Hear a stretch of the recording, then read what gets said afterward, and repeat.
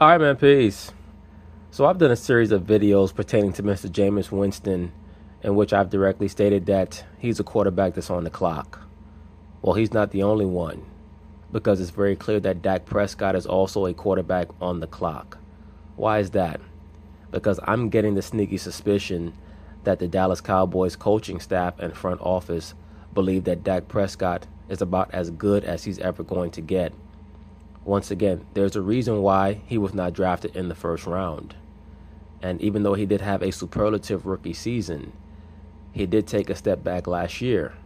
Now, I'm already on record as stating that for a team that lost its best and most impactful player in Ezekiel Elliott for almost half the season, and also had a very marked reduction in offensive line efficiency and proficiency, I thought that Dak Prescott had a relatively good season. He threw for around 3,500 yards, 22 touchdowns, 13 picks. Of course, that's not good enough to win a championship or win a Super Bowl per se.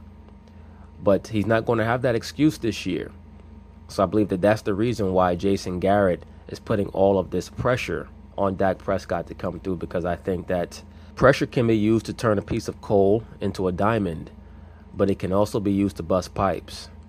And I think that the Dallas Cowboys want to find out exactly what they have here in Dak Prescott. Is this a quarterback that can lead us to the Super Bowl, or is this just a very good backup in disguise? So now one of these NFL periodicals decided that they were going to rank the entire league's quarterbacks, and Dak Prescott came in number 12 amongst all of the league's quarterbacks. I think that that's on the extremely high end. I'm not quite sure that I would have Dak Prescott as the 12th best quarterback in the National Football League right now. At best, he's number 12. I probably have him somewhere around 15 or 16, maybe 14. But 15 or 16 sounds a little bit more fair. I think that 12 is a bit on the high end for him. I think that he has a lot to prove in regards to his playmaking abilities. When we talk about 12th, we're saying that basically he's right on the cusp of being in the top 1/3 of the NFL's quarterbacks. And I think for you to break into the top 1/3, you're talking about you're a quarterback that is going to win games for your team relatively consistently. And I don't think that Dak is that guy yet. And I think he's being put into a very tough position this year with a receiving core without any notable names, while also certainly being expected to lead the team to the playoffs, which I think that he will do. I think that the Cowboys are going to finish this season anywhere between 10-6 and 12-4 as the very high end of their potential for this up-and-coming season. I'm going to pick them to go 11-5, finish second in their division to the Philadelphia Eagles, and make the playoffs as a wild card team. Now, in this poll to rank the NFL's quarterbacks, Jimmy Garoppolo was ranked above Dak Prescott. Do I agree with that? Yes, I do. Why is that? Because I think that Jimmy Garoppolo has that little bit of special in him. I truly do. When I watch him play, I think that the sky's the limit. He's coming into his second season playing within the system of Kyle Shanahan. And I also think that he's going to lead his team, the San Francisco 49ers, to second place in the NFC West, right behind the LA Rams. I think that the 49ers are going to go 11-5 as well. And the LA Rams are going to finish 12-4. And they're going to be nipping at the heels of the LA Rams. And if the 49ers were to win the division, would it shock me? No, it would not. I think that Garoppolo is an impact quarterback. He's an impact player. So anyway, they're going to talk about it, and I'm going to chime in. I think last year I got into a situation where I was trying to do too much. I was trying to make more plays than I could make. And when I did that, I was getting myself and getting this team in trouble, whereas just focus on my job, take what the defense gives me, and just do my best. Well, Dak, I have news for you, brother. They're going to need you to do a lot more other than just your job. You're going to have to make splash plays. That's what they're expecting of you. And we all know that oftentimes so-called black quarterbacks are placed in unwinnable positions.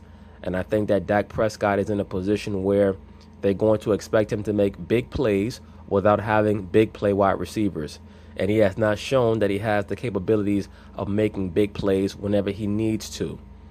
I thought that he made a series of big plays in his rookie year, and I thought that he took a step back last year, unfortunately. But of course, we have the Ezekiel Elliott reason / excuse. This season, we're going to see what happens. They blamed Dez Bryant last season for a lot of the problems in the passing game. Of course, Dez is gone now. So will Dak be able to take the passing game to the next level? Jason Witten, one of his security blankets, is also gone. I just see the Dallas Cowboys trying to set up Dak Prescott. Let's pay very close attention to what the coach of the Dallas Cowboys, Jason Garrett, has to say right here. Well, we certainly like Dak, but we like our other quarterbacks. And, we have had veteran quarterbacks here. We've had young quarterbacks here. And the makeup of our quarterback depth chart last year was Dak was 1, Cooper was 2. So that's been something we've done. We feel good about where Cooper Rush is. We feel good about where Mike White is. But again, this game and the subsequent games will be good opportunity for those guys to show where they are. We definitely feel good about Dak Prescott. We feel good about him as a player, as a guy, and we feel good about his maturity level. What that sounds like to me is Dak Prescott, you're being evaluated on the same scale as the other two quarterbacks because we don't think that you have more talent than them. We believe that you're a flash in the pan. You played as well as you could possibly play in your rookie season. You depreciated last year, and we think that you're not going to get any better than you were last year. As a matter of fact, we think you're going to be a little bit worse, especially with no big play threats at the wideout position, and we're setting you up as the fall guy. So don't be surprised if Dak Prescott does not get off to a good start in this up-and-coming NFL season, to see him get pulled out of the starting lineup and to have Cooper Rush or whoever the hell Jason Garrett was talking about get a chance to start. The Cowboys are optimistic. Oh, Will shaking his head. What was that? I don't want to hear about Mike White. That's a question about Dak Prescott. Just hijack my lead, would you, Now look at this list right here. As we can see, they're ranking the NFL's quarterbacks from 1 through 12. I don't have too much of a problem with the names on the list per se, 1 through 12. The order I would dispute. I would have Aaron Rodgers number 1, Tom Brady number 2. Of course, those two names are interchangeable. I would have Drew Brees over Matt Ryan. I would also have Russell Wilson over Matt Ryan. To be quite frank with you, I would have Carson Wentz over Ben Roethlisberger, Andrew Luck, Phillip Rivers, and Matthew Stafford. I would take Carson Wentz over all those players. I think that Ben Roethlisberger has taken a major step down, especially last season. Andrew Luck, we have no idea what he's going to be coming off of his shoulder injury. Phillip Rivers has always been up and down. And Matthew Stafford has yet to prove anything in the NFL other than he could put up big regular season numbers because they gave him the green light to throw the ball all the way up and down the field. In regards to Jimmy Garoppolo, from what I see from his potential, by the end of this season, they're definitely going to be talking about Jimmy Garoppolo as a top 7 quarterback in the NFL. I have no doubt about that. Do I think that Dak Prescott should be number 12? No, I do not. To be quite frank with you, I would have Kirk Cousins over him. I would also have Alex Smith over him. This is a major, major season for Dak Prescott. Major season for Dak Prescott. I'm not even sure right now if I would have him over Cam Newton. The Cowboys optimistic about Dak this season, and Pro Football Focus isn't as confident. Here are the rankings of quarterbacks entering 2018. Tom Brady tops the list, followed by Aaron Rodgers, Matt Ryan, Drew Brees, Russell Wilson. Dak is all the way at number 12, one spot behind 49ers quarterback Jimmy Garoppolo. Clearly, Will Kane is back. How's Dak Prescott doing? Oh, they're all doing great. Mike White, great. Cooper Rush. Like, who cares? Robot Jason came in, didn't know how to answer the question. Clearly, you love your coach. Stephen A., should Jimmy G be ahead of Dak on this list? Hell no. I don't feel that way. Based off of resume, no. But based off of potential and impact, I would say yes. Number 1. Number 2, I could wait to get into my rant, unlike Will Kane, who's not disciplined enough to do so. But the no point is, self-control. but I completely feel the way that Will feels about what Jason Garrett had to say. What the hell was that? I mean, that doesn't make any sense whatsoever. Well, we know that Jason Garrett, number 1, is a buffoon. All he is a shill for Jerry Jones. He's not even really a coach. He's more just a cardboard cutout stand-in for Jerry Jones and Stephen Jones. That's all he's ever going to be, and that's why he keeps his job for so long. That's also why the Dallas Cowboys have an issue being able to transcend mediocrity. They've drafted very well, but they clearly do not have the coach that they need to harness all the talent that they've drafted. bringing up these reserve quarterbacks. We all know that this team is about Dak Prescott and Ezekiel Elliott. And for Jason Garrett to come out and sound the way he sounded, I'm waiting for this man to officially be on the damn hot seat with his underachieving behind. It's just ridiculous. Having said all of that, let me say this. Dak Prescott stepped out of pocket because obviously with Ezekiel Elliott being suspended for those 6 games and with the season being as haphazard as it was, with Jason Witten, our colleague now here at ESPN, clearly being a step slower, with Des Bryant clearly having lost a step, which folks are now willing to concede. You're expected to have more speed, more youth in your lineup this time around, along with Ezekiel Elliott being healthy. I think that bodes well for a Dallas Cowboy team that, by the way, who's offensive. Now you can see on this play right here, Dak Prescott missed his read because Cole Beasley was wide open in the middle of the field. These are some of the things that Jason Garrett and the offensive coaching staff are clearly noticing when they go through the film. And Dak Prescott is going to have to clean these things up or he will find himself on the bench. There's no doubt about that. Especially being a third-round draft pick or wherever he was drafted, they will have no problem sitting him on the bench because please keep in mind that perception is reality. And when they're evaluating a third-round or a fourth-round talent, it'll be an easy narrative to sell that he's finally come back down to earth. Now, had he been drafted in the first round, they could have said, well, we're going to hold our hope. We're going to wait on him to develop. But being a third-round draft pick or wherever it was that he was drafted, they'll have no problem telling the Dallas media, you know what, we're going to move on from the Dak Prescott experiment because we just think that we can find something better for our offense. And at the end of the day, people will get over it. I've already seen Dallas Cowboy fans come onto my channel in the comment section trying to dog out Dak. Number one, Dak Prescott does not throw the ball down the field very well. These are problems that he has. So that's why I state that I have no problem with NFL Football Focus or whatever that periodical was ranking Garoppolo over him because I think that they're prognosticating what they expect Garoppolo's impact to be based off of what he showed last season. In that little small stretch, he was able to elevate the players around him. Now, of course, that was a very small sample size, but we had another small sample size in New England where he was exemplary as well. So we have to expect him to get better after a season under Shanahan. We know that he learns extremely quick. We know that he makes extremely exceptional reads on the defense. With Dak, we're not quite sure what we have with Dak yet. That first season, he seemed to shock everyone. They caught lightning in a bottle. They had a great running attack, spectacular offensive line. And Dak Prescott was able to keep the mistakes to a bare minimum. Last season, when he was asked to make plays and carry the team, he really couldn't do it. I thought that he kept himself, just like his team, just above water. So once again, this season, it's going to be used as a main barometer stick for Dak Prescott. And that's why that coach, Jason Garrett, is mentioning those backups. Those backups are waiting for their chance to get it in there with the starting unit. Offensive line is now healthy and expected to be fully intact. I think in the case of Jimmy Garoppolo, listen, 308-yard average passing yards in his 5 starts. 67% completion with his passes. Marquise Goodwin had 29 catches for over 300 yards and a touchdown in the 5 starts of Garoppolo. We've heard all of these things even before he had his starts in San Francisco. Yes, keep in mind that Jimmy Garoppolo shredded that vaunted Jacksonville defense last season. Hollywood was already calling him Jimmy G. Okay, we get it. Quick release. He can throw the football. He can read defenses. But you know what? That's Jimmy G, a.k.a. Jimmy G Spot, a.k.a. Jimmy Take Your Girl, a.k.a. Jimmy Love Porn Stars.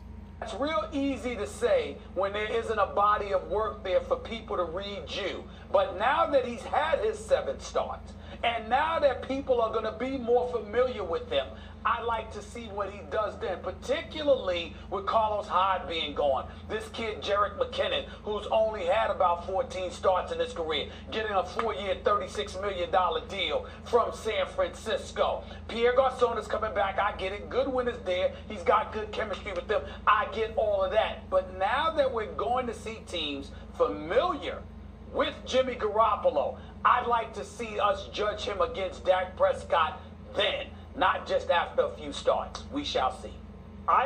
I'm a big believer in Dak Prescott, and I'm sure as Will's about to make the case, I believe he's become really underrated, and even his so-called struggles last year were exaggerated. I like Dak. I like him under pressure. I like him as the leader of a team. I think he's already a good one. He's going to be a great quarterback. I hope so. I'm rooting for Dak Prescott because I see the writing on the wall. They're already trying to set up a pretext to demote him in some way or try to tear him down. And I just hope, especially in light of the way that he came out and made extremely public that he was against the anthem protest, which is nothing new. He said the same thing last season. I just hope that that's not held over his head should he be demoted. We know how the pro-blackity blacks are on the internet revolutionaries. You see, Dak, you came against the anthem and your white daddy sat you down, blah, blah, blah, blah, blah. All that silly shit. Dak Prescott's going to have to focus on doing his job. Hopefully he plays well. I do think that the deck is stacked against him because the Dallas Cowboys do not have a good receiving core. And he's not exactly a quarterback that you would associate with elevating the play of the receivers on the team around him. I think that he is going to press. Hopefully he plays well. They're going to have to rely heavily on Ezekiel Elliott. There's no doubt about that. And then there's no Jason Witten. So, once again, Dak has been thrown into the fire. This will be his year. This will either make or break his career. Also understand that he's still on his rookie deal. So the Cowboys will have no problem cutting bait if they feel like he's not going to be the guy. And they will make up any excuse to justify him not being that guy. And so it's unfair to put Jimmy Garoppolo ahead of him. It's unfair based on the evidence so far if you were just doing strictly resume. It's close. I agree. Based on resume, Dak should be ahead. But just based off of impact, or at least what we expect the impact to be and what I've seen in regards to Jimmy G's intangibles, I will put Jimmy G above him. As a matter of fact, I think that Dak Prescott is a little too high to be ranked number 12th in the league overall as quarterback. But I hope that he proves me wrong this season. But if you ask me who I take right now, I'm taking Jimmy G. Agreed. And let me tell you why. A lot of it's circumstantial kind of evidence is true. And in fact, I'll start there.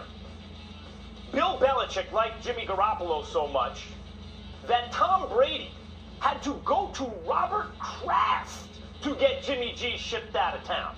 Had to go to the owner to undermine Bill Belichick because he saw what was coming. And who wanted Jimmy Garoppolo? Who wound up trading for him? Kyle Shanahan. In other words, an offensive mind saw that guy, said, "Yup, that guy. I want that guy." And Jimmy Garoppolo was 2-0 with the Patriots. It's okay. Matt Castle went 11-5 with the Patriots. You know, lots of guys can go. You know, Brissett that year went 1-1. He's a pretty good quarterback, I think. But Jimmy Garoppolo was 2-0. Okay. Then he goes to the Niners, who couldn't buy a win. Yes, sir. I agree with your correlation right there, Max Kellerman. That's when I myself had to acknowledge that, yes, this person, this Jimmy Garoppolo person, he's special. Because that team, I think, had either no victories or just one victory when he came into the starting lineup, and all of a sudden, they couldn't lose. Forget what the Niners were last year, because now you look at the record, oh, look at that, 6 wins. No, they're a one-win team without Garoppolo. They can't win. They're the Cleveland Browns without Garoppolo. You drop Garoppolo in there, they don't lose. They do not lose. He's now 7-0 in his career. He ain't going to be undefeated this year, folks. I'm not saying that. I'm saying think of the football minds who identify him and say, him, not Tom Brady, in the near future, who say, him, we want to build our franchise around him. And then look at what he's delivered. I like Jimmy G. The endorsement is real. Well, maybe the endorsement's real, but Max, you're off brand. You're far away from your core. You're violating your principles. Max, who are you? I don't even know this guy that's talking right now. This is Max Kellerman. This is evidence, Max. This is proof in the pudding, Max. This is stats, Max. Analytics, Max. And you're going with circumstantial evidence? You're using the word of somebody else? You're using, as Stephen A. points out, small sample size of Jimmy G? It's just, in the end, you can take him if you want, but you just got to acknowledge it's a high-risk, bad bet. It may pan out for you. Doesn't mean you're going to be wrong. Just mean...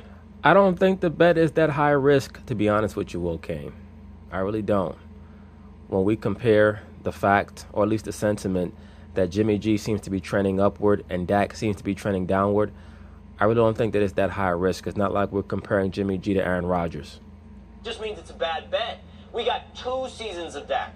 2. And you acknowledge even the horrendous, by most media accounts, season that he had in his second year is greatly overplayed. And while we're talking about overplayed, the Jimmy G thing... I agree with that. I don't think that Dak season last year was anywhere near as bad as it has been put forth or postulated by the media. I just think that we saw some glaring things from him. There was definitely a glaring inability to elevate the play of his receivers. The issues that he seemed to have from his rookie year in throwing downfield passes once again persistently showed up, especially when they needed him to make a big play down the field. He does not seem to have a lot of zip in many of his throws down the field. These are all things that he's going to have to improve upon this season, which I expect to see. If not, once again, the clock is ticking on Dak Prescott. G thing, he may turn out great, but acknowledge the hype involved in Jimmy G right now. 5 starts. I agree with you, sir. There's a lot of hype. And even I myself have gotten a little bit caught up in the hype aspect. But I cannot deny certain things that I noticed about Jimmy G. Could I be wrong? Absolutely. But I have to see it first. 5 starts with San Francisco 49ers colors on. And Stephen A., you laid out some wonderful stats, but you left out, I think, one of the most important. 7 touchdowns to 5 interceptions. I think that's definitely a relevant stat, Will Kane. But one thing I'll say about that is oftentimes when a quarterback who's extremely talented and believes in himself has a touchdown to interception ratio like that, it could be because he's not as comfortable in the offense or not as familiar in the offense as he will be later on. I think that this season, if Jimmy G ends the season with 25 touchdowns and 15 interceptions, then yes, that would make your assertion far more relevant. As of right now, I'm going to chalk it up to him not being that familiar with the ins and outs of the offense and playing sandlot football, because he did play a lot of sandlot football in those 5 starts that he had with the 49ers. So I want to see how efficient he is this season and not just how proficient he is. Because, yes, we know he can throw for 300, 350 yards, but can you keep the interceptions to a minimum? We're going to find out exactly what type of quarterback Jimmy G is. Is he a Tom Brady / Aaron Rodgers type who's going to throw 35 touchdowns and 8 or 9 picks? Or is he the Brett Favre type who's going to throw 27 to 30 touchdowns and 15 or 16 picks? Dak has never, even in this horrendous year, again, by most media accounts, that Dak just had, never had a touchdown-to-interception ratio like that. Dak... Yeah, well, the sample size is a bit too small to compare. Because, of course, if we were to take Jimmy G's numbers and then multiply them out for the whole season, he would have ended somewhere around 22, 23 touchdowns and about 16 interceptions, which, quite frankly, is not that far off of what Dak did. Dak had 22 touchdowns, 13 interceptions. But when we look at Jimmy G's 5 starts, if we were to multiply them out by 3, it'd be about 22 touchdowns and about 16 interceptions. Right? We multiply it out by 3 and then add another game. So it's somewhere close, Will Kane. So be careful with the correlations that you're trying to make. Dak Prescott has been in the completion percentage zone that Jimmy Garoppolo has been, but not for 5 games, for an entire season. Dak's given you the body of work. By the way, that's true. Dak Prescott's completion percentage is right there with Jimmy G. But Dak Prescott also throws different type of passes from Jimmy G. Jimmy G throws the football down the field. He takes a lot of chances, and he's still completing 67% of his passes. Dak Prescott throws a lot of bubble screens, a lot of little 5-yard out patterns to Jason Witten and Cole Beasley. He's going to have to show that he can throw the football down the field with confidence. For that matter, because I'm eminently objective and in no way a fan of this team or this guy, just total reporting objectivity here, I have concerns about Dak.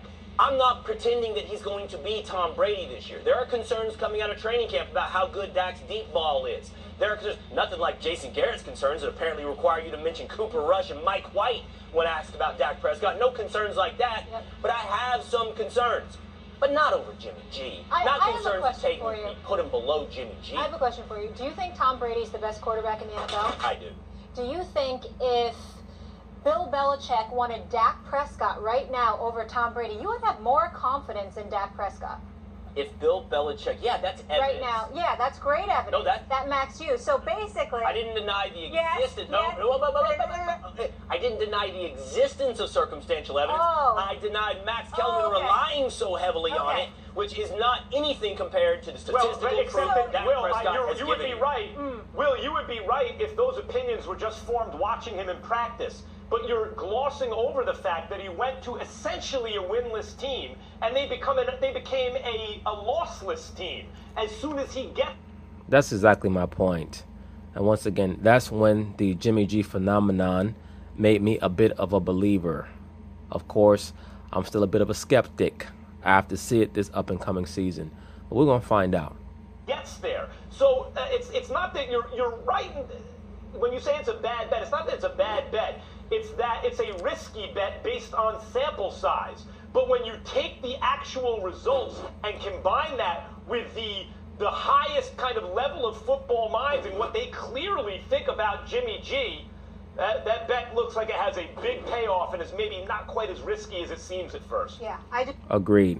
I don't think that it's a risky bet at all to pick Jimmy Garoppolo over Dak Prescott. I just don't. As a matter of fact, if the 49ers were to call up the Dallas Cowboys today and say to them, we'll trade you Jimmy G for Dak Prescott, let me tell you something. Jerry Jones would not be able to agree to that trade fast enough.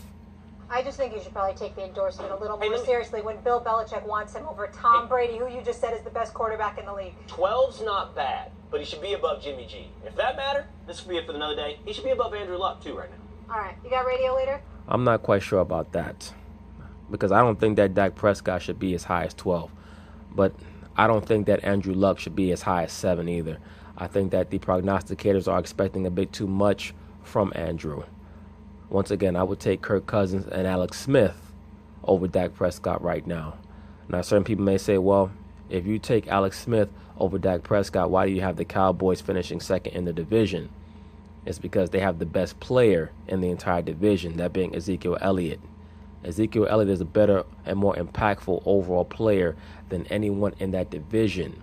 The only person close, and it is close, is Carson Wentz. Here? Yes, I do. What time? 3 o'clock. All right. Eastern. Will King Show. 12 Pacific. Still to come, fun. But anyway, that's basically it on that. We'll see what happens. Once again, yes, I would take Jimmy Garoppolo over Dak Prescott, and this is a pivotal season for Dak Prescott because they will be looking for any justification to sit his ass down, especially as he nears contract time. He's going to have to put up or shut up this year because I believe his rookie contract is going to expire over the next couple of seasons, and they're not going to want to pay a third-round quarterback who's starting to look like a third-round quarterback. So peace.